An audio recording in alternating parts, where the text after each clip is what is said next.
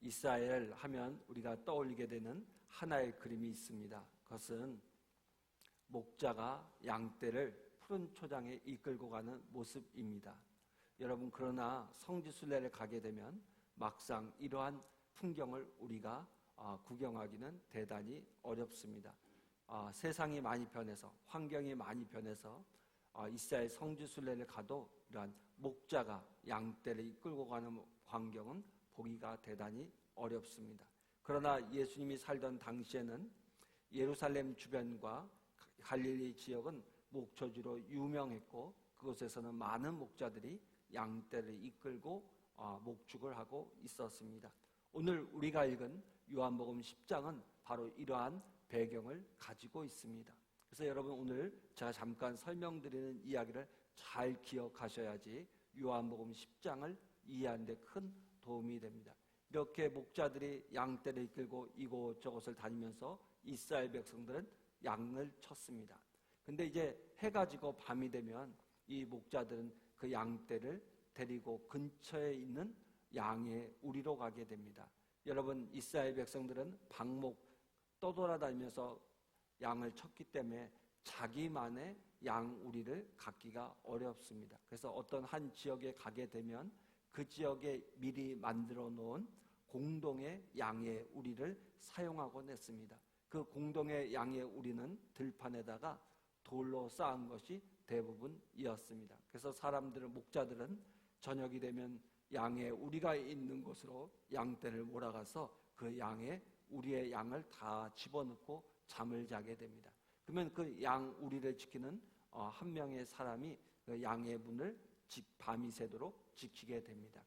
그리고 나서 이른 아침이 되면 다시 목자들이 양의 우리에 와서 문지기에 확인을 받고 난 다음에 양의 우리에 들어가서 자기의 양떼들을 불러내서 이끌고 나가게 됩니다. 근데 놀라운 것은, 그러니까 여러 목자들의 양떼가 양의 우리에 들어와 있기 때문에 어떤 것이 내 양인가 구분하기가 대단히 어렵습니다. 그런데 목자가 양 우리에 들어와서 자기만의 소리를 내게 되면 양들이 목자의 음성을 알아듣고 따라 나오는 거예요. 그래서 양이 많지 않은 사람들은 양 한 마리 한 마리에게 자기가 붙여줬던 이름을 불러주게 되면 양들이 그 목자의 음성을 듣고 한 마리씩 따라 나와서 다시금 또 들판에 나가서 풀을 먹곤 합니다. 바로 이러한 배경 속에서 오늘 말씀을 이해해야 합니다. 예수님께서 오늘 말씀하시기를 자신을 양의 문에 비유하시면서 내가 양의 문이라고 말씀하셨습니다. 왜 예수님께서는 자기 자신을 일컬어서 양의 문이라고 말씀하셨을까요? 그 첫 번째 이유는 자신이 생명을 주는 구원자이기 때문입니다. 한 번 더 합니다. 생명을 주시는 구원자이기 때문이다. 여러분, 오늘 우리가 읽은 성경 말씀 10장 9절 말씀을 다시 한번 천천히 읽겠습니다. 10장 9절 말씀입니다. 천천히 봉독합니다. 내가 문이니 누구든지 나로 말미암아 들어가면 구원을 받고 또 들어가며 나오며 꼴을 얻으리라. 자, 예수님께서 양의 문이 되심으로 누구든지 예수님을 통해 들어가면 구원을 얻는다고 말씀해 주고 있습니다. 근데 10절 말씀은 이 9절의 말씀을 조금 더 풀어서 설명하고 있습니다. 10장 10절 말씀을 다 함께 천천히 봉독합니다. 도둑이 오는 것은 도둑질하고 죽이고 멸망시키려 하는 것뿐이요 내가 온 것은 양으로 생명을 얻게 하고 더 풍성히 얻게 하려 하는 것이라. 그러니까 9절에 구원을 얻는다는 말은 10절에 생명을 얻게 한다는 말과 같은 의미입니다. 요약하면 예수님은 우리 인간에게 영생을 주시는, 생명을 주시는 구원자라는 말씀입니다. 주님께서 자신을 일컬어서 양의 문이라고 하신 이유가 바로 여기에 있습니다. 내가 양의 문이니 라고 말씀하신 것은 내가 너에게 영원한 생명을 주는 구원자다라는 말씀인 것입니다. 여러분, 이 세상에 태어난 사람 치고 또 이 세상을 살아가는 사람 치고 구원이 필요하지 않은 사람은 아무도 없습니다. 그 이유가 무엇입니까? 로마서 5장 12절은 이렇게 가르쳐주고 있습니다. 중요한 말씀이니까 한번 찾아봅니다. 로마서 5장 12절 말씀. 로마서 5장 12절 말씀을 화면에 좀 띄워주세요. 우리 함께 천천히 봉독합니다. 그러므로 한 사람으로 말미암아 죄가 세상에 들어오고 죄로 말미암아 사망이 들어왔나니 이와 같이 모든 사람이 죄를 지었으므로 사망이 모든 사람에게 이르렀느니라. 사랑하는 성도, 왜 예수 믿는 사람, 세상의 모든 사람들에게 구원이 필요하냐? 오늘 로마서 5장 12절은 아담 한 사람의 죄를 인하여서 이 땅에 죄가 들어왔고 그 죄로 말미암아 사람들이 죽음에 이르게 되었다고 이야기하고 있습니다. 바로 이러한 죄 때문에 저와 여러분들은 구원이 필요합니다. 이 세상에서는 그 어떤 사람이라 할지라도 구원이 반드시 필요합니다. 이 사망으로부터 벗어나 영원한 생명을 얻기 위해서는 예수님에게로 나와야 하는 것입니다. 그런데 여러분들 가운데 내가 이 땅에서 죽으면 그만이지 라고 생각하는 분들이 계실지 모르겠습니다. 이러한 우리에게 중요한 말씀이 하나 있는데 히브리서 9장 27절입니다. 히브리서 9장 27절을 찾아봅니다. 자, 히브리서 9장 27절을 큰 목소리로 천천히 봉독합니다. 한 번 죽는 것은 사람에게 정하신 것이요 그 외에는 심판이 있으리니. 자, 우리가 구원받지 못한다고 할 때 단순히 육신의 생명이 죽는 것만을 의미하는 것이 아닙니다. 하나님 앞에서 심판을 받아야 한다. 죄의 값을 치러야 한다는 것입니다. 그러므로 우리 모두는 한 사람도 예외 없이 구원이 절대적으로 필요합니다. 여러분, 이 구원이 필요한데 그렇다면 우리가 어떻게 해야 구원을 받을 수 있습니까? 우리의 힘으로는 구원을 받을 수가 없습니다. 노력하면 우리가 영생을 얻을 수 있습니까? 얻을 수가 없습니다.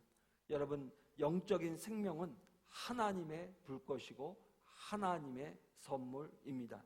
그러므로 에베소서 2장 5절 말씀해 보면 우리는 이미 죄와 허물로 죽은 자들이라고 했습니다.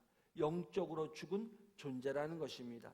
여러분, 죽은 존재가 어떻게 몸부림친다고 자기의 생명을 얻을 수 있겠습니까? 오직 예수 그리스도만이 우리에게 영원한 생명을 주실 수 있는 구원자이심을 믿으시기를 바랍니다. 여러분, 그러므로 저와 여러분 어떤 사람이라 할지라도 구원을 받으려면 예수님을 찾아와야 됩니다. 구원의 문이 되신 예수님 앞으로 와야 합니다. 그리고 그 문으로 들어가야 합니다. 그분을 믿어야 합니다. 그럴 때 우리가 영적인 생명을 얻을 수 있습니다. 예수님을 믿는 순간에 성령께서 우리의 마음속에 썩지 않는 하나님의 영원한 생명의 씨앗을 심어주십니다. 그 생명이 우리 안에 잡음과 동시에 우리의 눈이 열려서 믿음으로 예수님을 바라보게 되고요, 우리의 귀가 열려서 예수님의 음성을 듣게 되는 것입니다. 이 생명은 하나님 자신의 생명입니다. 우리는 장차 예수님께서 재림하셔서 우리를 부활하게 하실 때에 이 생명을 받아 누리게 될 줄로 믿습니다. 그러므로 예수님은 우리에게 있어서 생명을 주시는 구원의 문이 되시는 줄로 믿습니다. 두 번째로 우리가 이 예수님께서 자기를 가리켜서 양의 문이라고 말씀하시는 이유가 있는데 예수님만이 세상의 구원자이시기 때문입니다. 한번 따라합니다. 예수님만이 구원자이시다.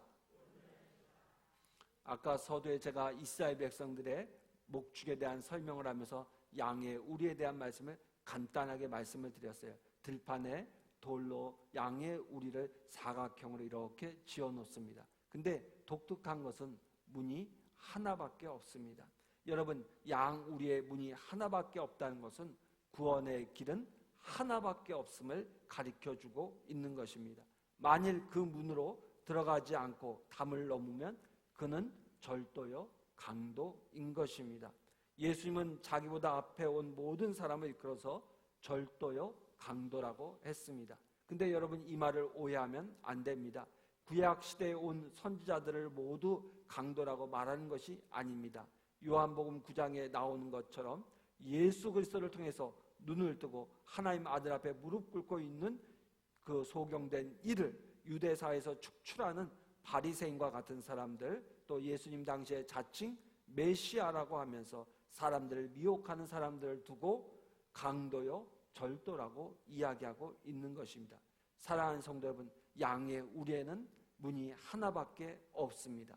누구든지 심지어 목자라 할지라도 그 문으로 들어가고 나와야 합니다. 그렇다면 양은 말할 것도 없습니다.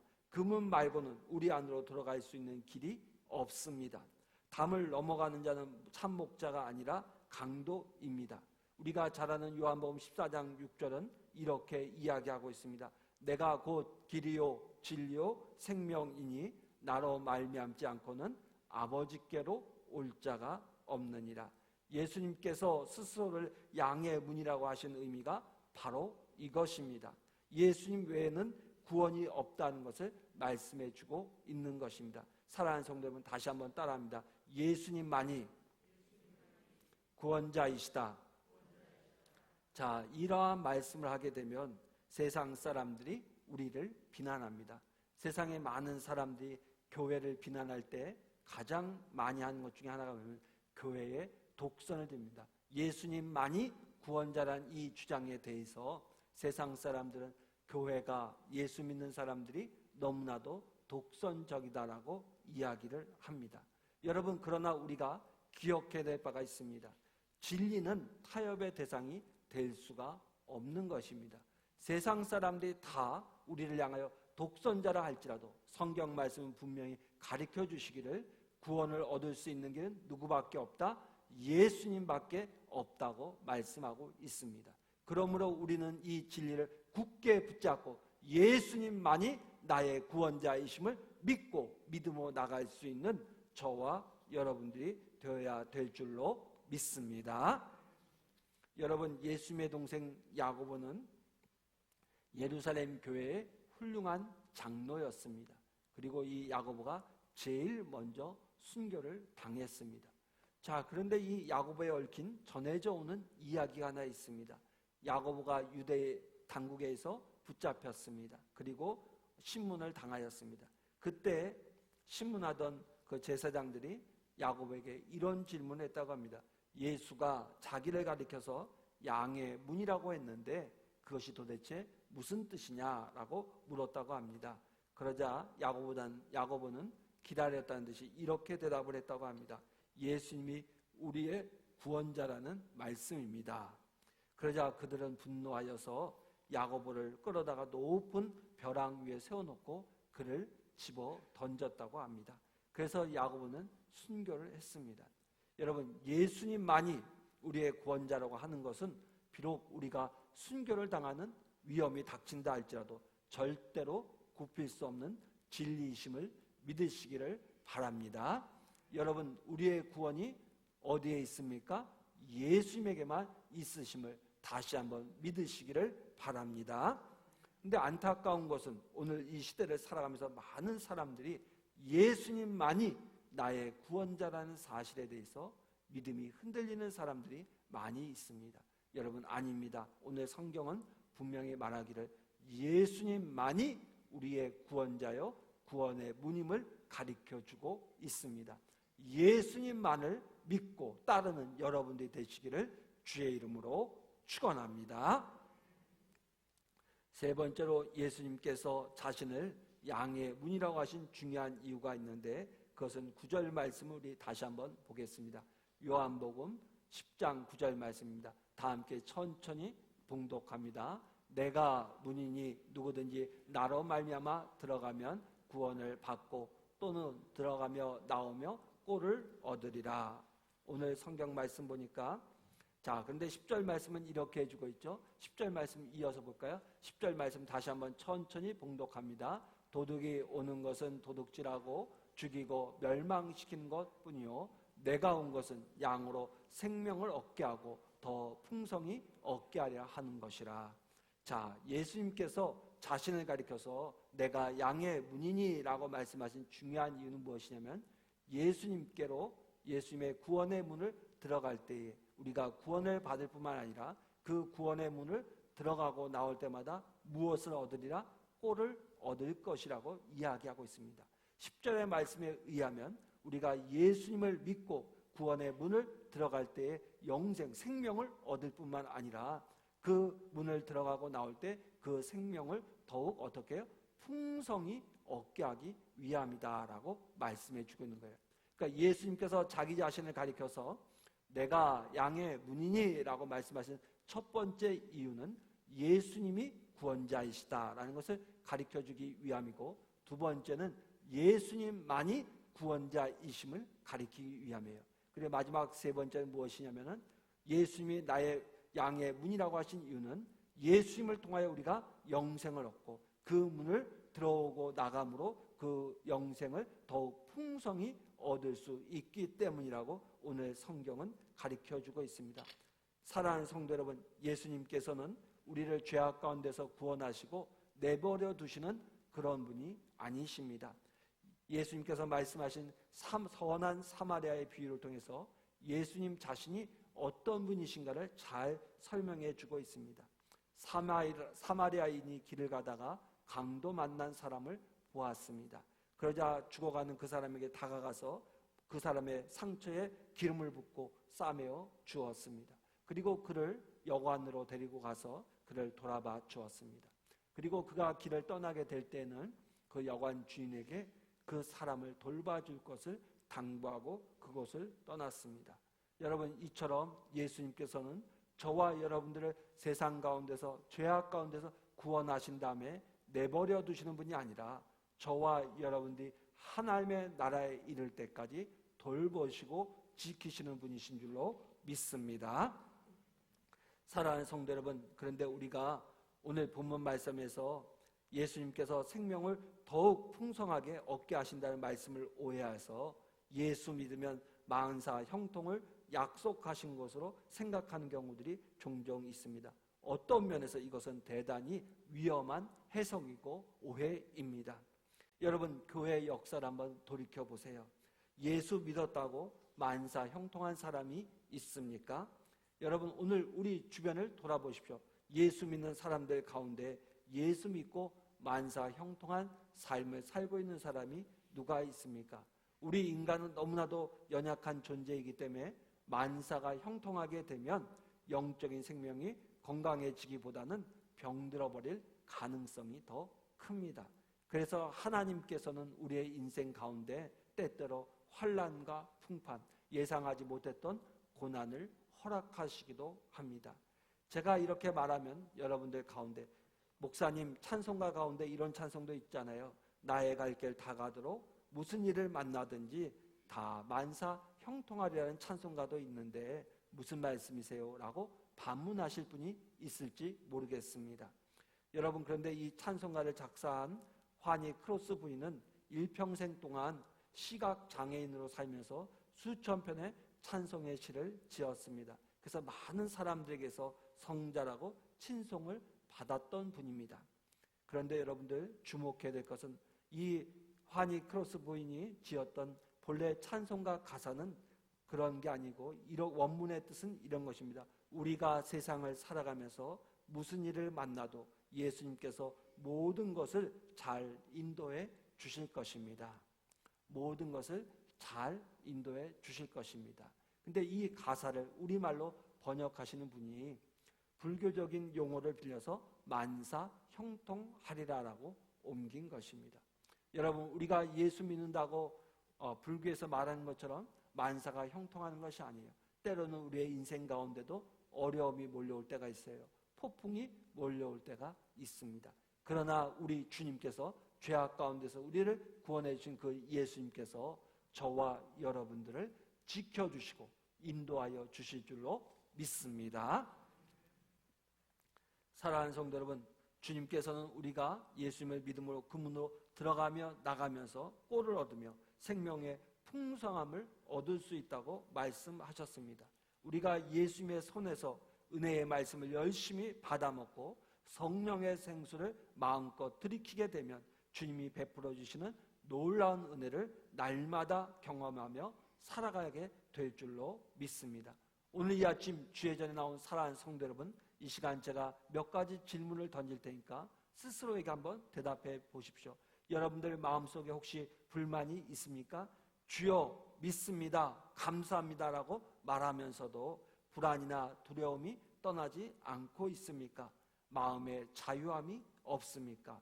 번번이 죄의 유혹에 넘어가 죄에게 끌려다니고 있지는 않습니까? 그런 대로 살고 있는데도 불구하고 만족함이 없습니까? 여러분들 만일 그렇다면 여러분들의 생명은 아직 어린 생명입니다. 영적인 생명이 어리면 원하는 대로 무엇이든지 얻어야만 평안과 자유와 만족을 느낍니다. 그러나 우리가 예수님을 통하여서 날마다 꼴을 먹으면서 우리의 영이 자라게 되면, 풍성해지게 되면 약동하는 생명을 가지게 됩니다. 비록 내가 원하는 대로 얻지 못한다 할지라도 마음에서 평안과 만족이 없어지지 않습니다. 참된 자유를 얻습니다. 예수님만으로 인하여 우리가 참된 기쁨과 평안을 누리며 살게 될 줄로 믿습니다. 어느 교회 목사님께서 교인들에게 받은 편지가 하나 있었는데 그 편지가 너무나도 감동스럽다고 쓴 글을 본 적이 있습니다. 그 내용을 제가 한번 읽어드릴 테니까 여러분들 잘 들어보세요.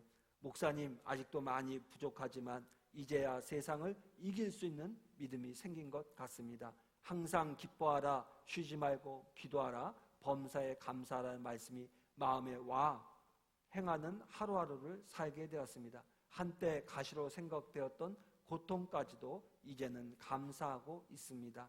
원하는 것이 손에 다 들어오지 않아도, 바라는 것이 다 이루어지지 않아도, 어떤 경우에는 고통이 떠나지 않아도 그것이 우리를 억압하지 못합니다. 그것이 우리의 생명의 불을 끄지 못합니다.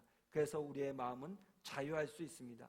주님께서 선한 길로 인도하실 것을 분명히 믿기 때문에 마음의 평안을 누리고 있습니다. 세상 사람들과 비교해 볼 때 비록 모자라는 것이 많다 해도 자족할 수 있습니다. 이것이 바로 주님이 저에게 주시는 생명의 풍성함임을 이제야 깨닫습니다. 아멘. 여러분, 이분은 참 놀라운 분이 아닐 수 없어요. 예수 믿고 구원받아서 이 사실을 깨달았던 것. 여러분, 중요한 것, 우리가 예수님을 믿고 구원받았다는 것은 내가 세상에서 형통함을 누리기 위함이 아니라 하나님께서 내주하심으로 하나님이 주시는 은혜 속에서 세상을 이겨가는 것이 참된 믿음인 줄로 믿습니다. 오늘 우리가 살아가는 삶이 비록 힘들고 어렵다 할지라도, 정말 예상하지 못한 이런 코로나와 같은 어려움을 당했다 할지라도 우리의 심령 가운데 누구를? 예수님을 나의 구주로 모시고 살아간다면 이 모든 어려움을 예수와 더불어 이기게 될 줄로 믿습니다. 이 믿음을 꼭 가지시기를 바랍니다. 예수님은 우리의 생명의 문이심을 믿으시기를 바랍니다. 이 예수님을 바라보고 이 문을 들어가고 나오면서 영원한 생명과 풍성한 생명을 누릴 수 있는 귀한 성도님들이 되시기를 주의 이름으로 축원합니다. 기도하겠습니다.